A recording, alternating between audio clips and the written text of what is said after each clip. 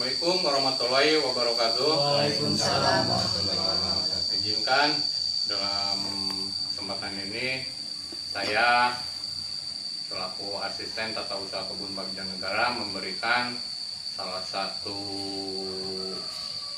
program dalam agrokultur, yaitu kultur booster yang harus kita jalankan dan kita dokumentasikan secara mingguan.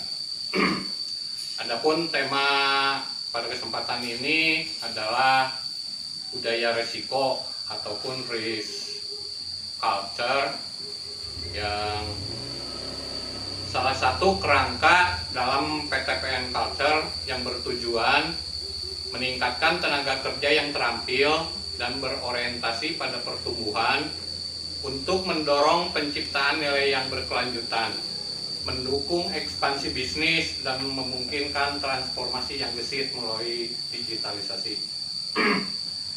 Yang akan kita bahas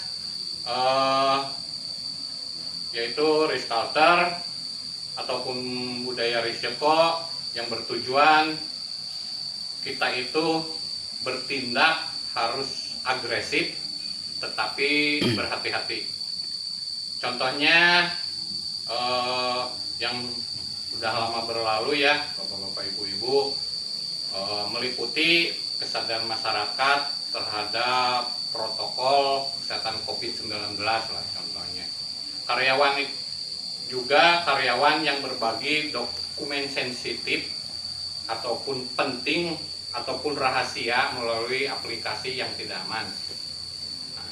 Perusahaan yang fokus pada keselamatan karyawan dengan menekan angka kecelakaan kerja. Budaya risiko yang kuat melibatkan dukungan pemimpin, keterbukaan pelaporan, dan penekanan pada tanggung jawab individu serta kolektif dalam mengelola risiko. Karena dalam setiap pekerjaan ataupun dalam kehidupan sehari-hari yang namanya risiko itu pasti ada.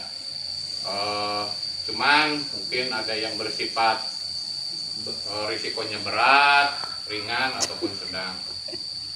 Dalam hal ini, contoh beberapa budaya risiko dalam organisasi itu meliputi kesadaran risiko di tingkat individu ataupun di masing-masing ya, yang berarti karyawan itu harus bijak dalam menggunakan teknologi dan mengingatkan rekan kerja tentang perilaku yang berisiko seperti berbagi dokumen melalui aplikasi yang tidak aman. Itu jangan sampai terjadi sehingga akan merugikan pihak perusahaan karena kerahasiaan dokumen perusahaan menjadi bocor. Yang selanjutnya, penekanan pada keselamatan kerja. Sebagai contoh, sebuah perusahaan distribusi makanan yang menargetkan penurunan angka kecelakaan kerja dengan menanamkan budaya keselamatan. Semua karyawan itu diberi kesadaran bahwa setiap orang dapat membuat perbedaan dan mengurangi kecelakaan dan adalah kepentingan bersama. Jadi jangan sampai terjadi beberapa contoh yang pernah kita dengar dan kita lihat dalam beberapa berita yang sekarang lagi in ataupun lagi viral ya, masalah MBG. Semoga kejadian yang keracunan ataupun dan sebagainya itu tidak terjadi. Yang selanjutnya itu dukungan dan komitmen pemimpin.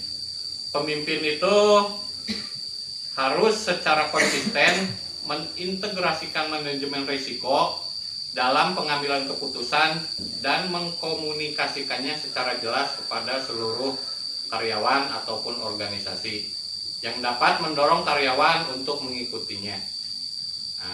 Yang terakhir, pelaporan risiko secara terbuka.